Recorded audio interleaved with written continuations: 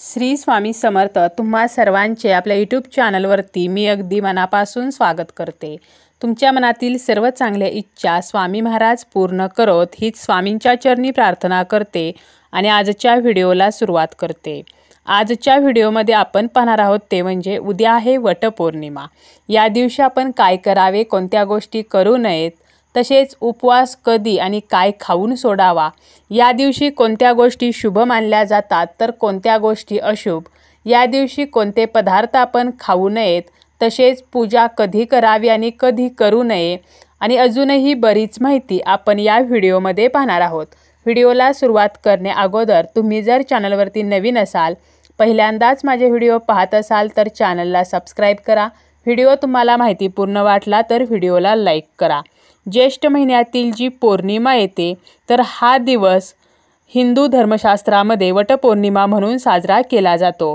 या दिवशी वटसावित्रीचे व्रत करून सुवासिनी स्त्रिया आपल्या अखंड सौभाग्यासाठी, पतीच्या दीर्घायुष्यासाठी उपवास करतात, वडाच्या झाडाची पूजा करतात।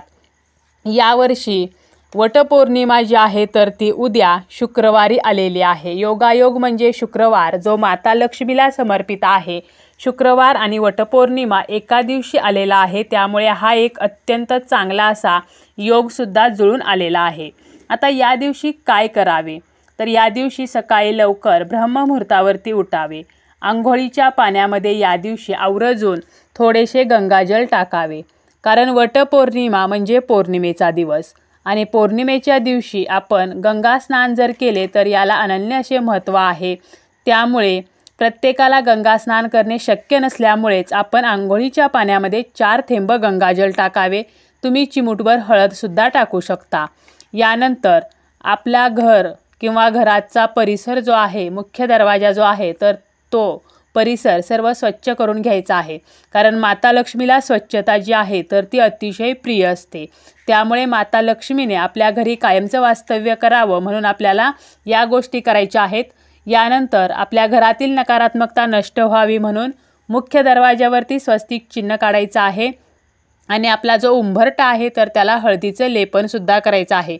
या दिवशी आवर्जून देवघरामध्ये आणि आपल्या तुळशी मातेजवळ तुपाचा दिवा लावायचा आहे। तसेच तुम्ही तुमच्या किचनची सुद्धा या दिवशी पूजा करू शकता, म्हणजे गॅस शेगडीची तुम्हाला पूजा करायची आहे। तुम्ही ज्या ठिकाणी पैसे ठेवता किंवा तिजोरी तर तिथे सुद्धा तुम्हाला स्वस्तिक चिन्ह काढायचं आहे। स्वस्तिक हे अतिशय शुभ चिन्ह आहे, तर या गोष्टी तुम्ही करू शकता। तुमच्या मुख्य दरवाजाला या दिवशी आवर्जून तुम्ही आंब्याच्या पानाचे जे तोरण आहे तर ते सुद्धा लावू शकता, कारण आपल्या हिंदू धर्मामध्ये आंब्याच्या पानांना सुद्धा अतिशय शुभ असे मानले जाते। तर या गोष्टी ज्या आहेत अगदी साध्या साध्या गोष्टी तर त्या तुम्ही करू शकता। तसेच या दिवशी आपल्याला आपल्या पतीचा औक्षण करायचा आहे, वडाच्या झाडाची पूजा करायची आहे।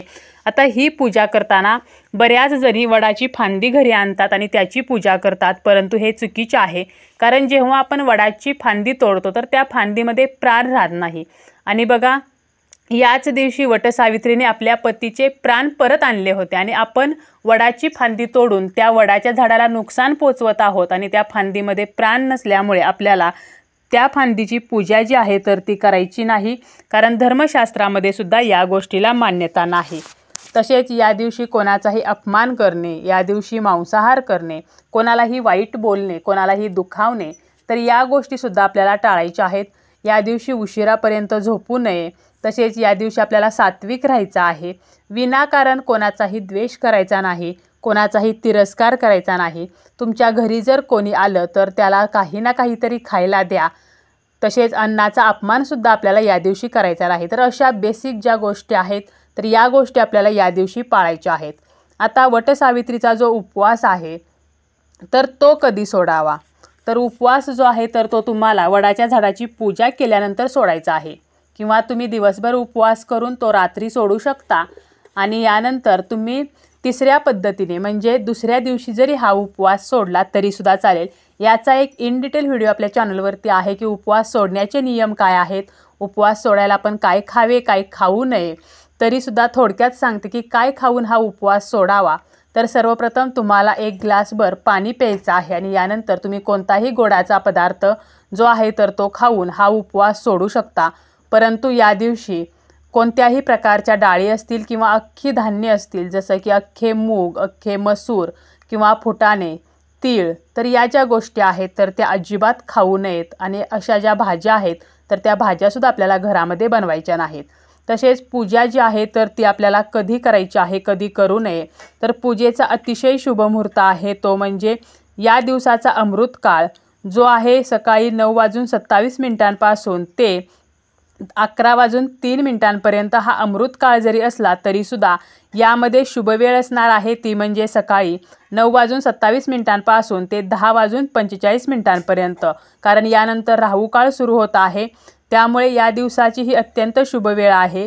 परंतु या वेळेमध्ये जर पूजा करणे शक्य झाले नाही तर दुपारची शुभ वेळ आहे ती म्हणजे दुपारी 2 वाजल्यापासून ते 3:50 तर या वेळेमध्ये सुद्धा तुम्ही पूजा करू शकता.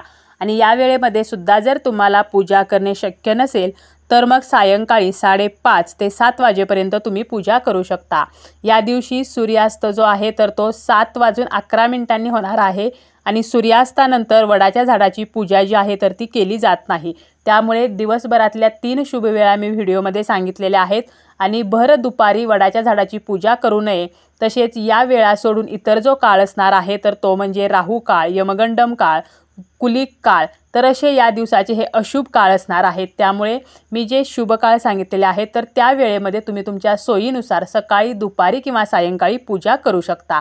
आता या दिवशी आपण काय खाऊ नये तर हे पण आपण अगोदर पाहिलं.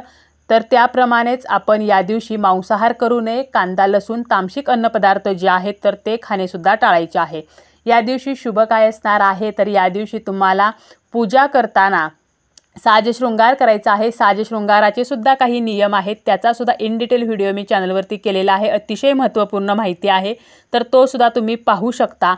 या दिवशी पिवळ्या रंगाची, हिरव्या किंवा लाल रंगाची किंवा गुलाबी रंगाची, केसरी रंगाची, तर असे जे रंग आहेत तर या रंगांची साडी नेसून आपल्याला पूजा करायची आहे. परंतु चुकूनही काळ्या किंवा पांढऱ्या रंगाची साडी नेसू नये. आणि भडक रंगाच्या साड्यासुद्धा आपल्याला या पूजेसाठी नेसून ही पूजा करायची नाही. त्याप्रमाणेच हिरव्या आणि काचेच्याच बांगड्या आपल्याला हातामध्ये घालायच्या आहेत.